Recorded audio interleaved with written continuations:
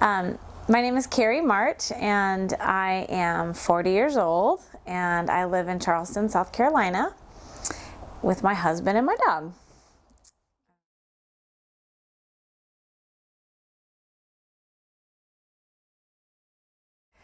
I grew up in a wonderful family. I was the oldest of 11 kids.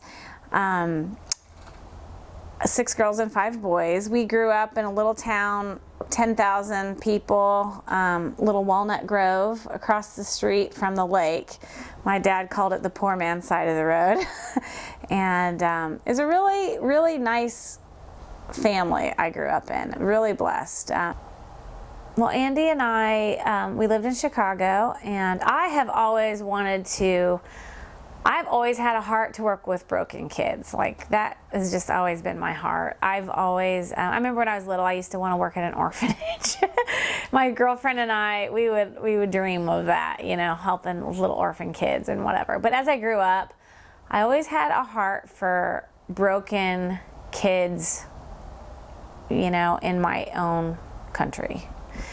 I grew up, you know, around a lot of Christian people, and you know, there was always a big emphasis on like being a missionary in other countries and doing God's work over in other countries. But my heart, I always knew that was not for me. I always knew my heart, I always felt bad for broken kids here, you know, and kids that weren't loved, and I don't know, I just always, that's kind of always where my heart was. And I've actually worked with a lot of broken kids over so far in my life. I mean, I was a teacher.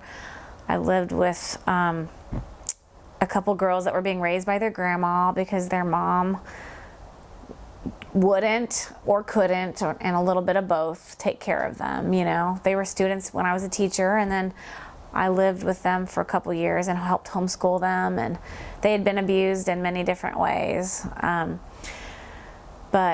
Anyway, Andy and I lived in Chicago, and it just, the opportunity arose to work at a group home in Florida. And my sister Hannah had some connections through some friends, and my sister actually was like, you and Andy would be really good at that, you know? So anyways, we prayed about it, and we looked at the group home, and we thought, you know, we'll give this a shot. It was a Christian group home and had a really good reputation, and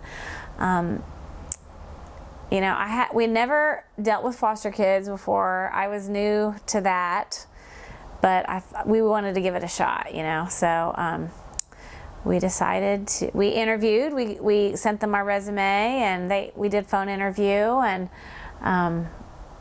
we decided, it just came a place. Andy, I lost my job when the economy went kind of south. I lost my job, and then a couple months later, Andy lost his. So we just felt like, okay, this must be the time, you know. You know, they give us several $1,000s that we could use to take the kids on a memorable trip, you know. So our job was to the best of our ability, to give these kids a good experience while they weren't able to be at home, which is really where they wanted to be. I mean, they didn't want me to be a mother figure. You know, I didn't feel like a mother figure. I felt more like a dorm soup, you know. But yet, that was sort of my job. Like, my job was to try to be a mother figure to them. And it got a little tricky sometimes for me, because I really felt like there was a lot of a disconnect too, even culturally, you know. Not everyone was, you know, I'm this white young girl, you know, surfer girl, married to a surfer guy. And, you know, sometimes these girls that I'm with, just their background was just so different from where I had come from. It felt so many miles apart, you know, but I just tried to remember that really what they needed to feel and experience was love. Hey you guys, I'm Shedna Vertis. I am 18 years old, and I live in Palm Beach Gardens, Florida. Okay. My parents, they met in Haiti. I don't really know how they met because they just died when I was 9 years old, so I didn't really know much about them. So I'm still hoping to get more information about my parents, but I can't get anything right now. I have one sister and one brother, and my brother is 21 and my sister is 26. Okay. After my mom passed away, well, my mom passed away first in Haiti when we was all in Haiti, And after that, we came to America with my dad and my sister, my brother. And when we came up here, my dad passed away a few months later. And after that, we all got sick. Well, my aunt started abusing us right after both our parents passed away. She would hate me for no reason. And then she would like go to work and never come back home. We would starve ourselves, and to the point where we had to like go eat at somebody else, like stranger's house, and use the bathroom, because she would lock the bathroom door and stuff. She was like, oh, well, go use a trash bag. We don't care about you. And she would just abuse me. How often do you see them? I haven't seen my sister in 3 years, or my brother. Do they ever contact you to see you? Only through Facebook, but it's just like every time we're trying to see each other, something always pops up, or a ride, or the car broke down. It's always something. It's like, you know, it's like we don't even care anymore. I think that if I could change anything about our current foster care system, it would be in regards to having more severe punishments in place for parents who don't take care of their children. Because I believe that whenever you take a child away from their biological parents, it can cause psychological damage to the children. So one thing I realized is, even though I loved on these kids, a lot of these kids that I wanted to love on and help, they didn't want my help. All they wanted to do is go home to their mom. What is something that people usually don't know about foster homes? That there's a lot of rules, and that it's not that bad. You know, if you need the help, they'll help you, but it's not really that bad. You know, people make it sound like, ew, I don't like foster care, that's nasty, you know. But they don't understand that, like, they're really helping us out, you know, people who really need it, who are in trouble or going through abuse or whatever. They really help us. I mean, I wouldn't say it was traumatized, but like, I had a daughter at the age of 13 years old, and I was going through a lot, because I was like, I had to be an adult, you know, because I was a child taking care of another child, and it really didn't make sense. So, you know, I went through a lot having her. I'm glad that I have her now. She's getting well taken care of by a family who loves her, and I still get a chance to see her and stuff like that. And she's 4. So it was like a rough time for me. I had nobody there by my side.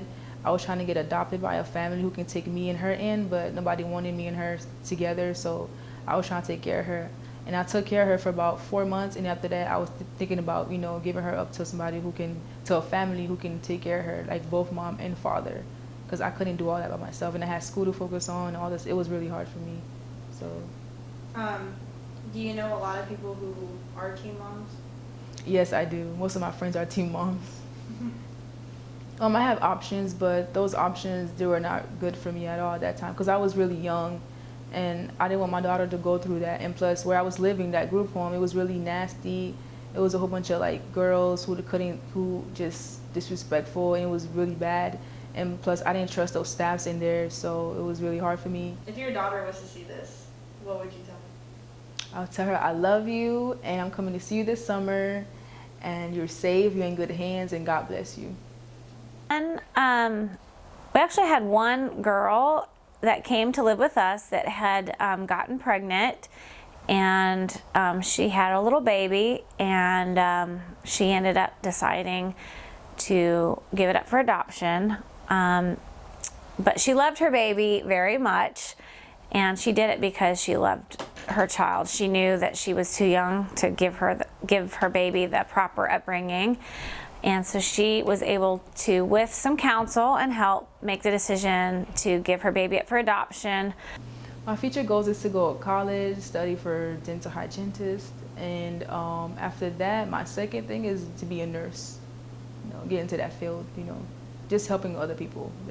I would tell them, I'd be like, no, don't do that. You guys are too young for that. You know, just focus in school. Like my little sister Tia, I tell her all the time. I just went to see her like an hour ago. So I would tell her, she would be acting all grown and stuff. I don't like that. So I would tell her to just calm down, you know, the time will come, you know, when it comes. I am beautiful, I am strong, I am capable, I am valuable, I'm intelligent, I'm lovable, and I'm worthy.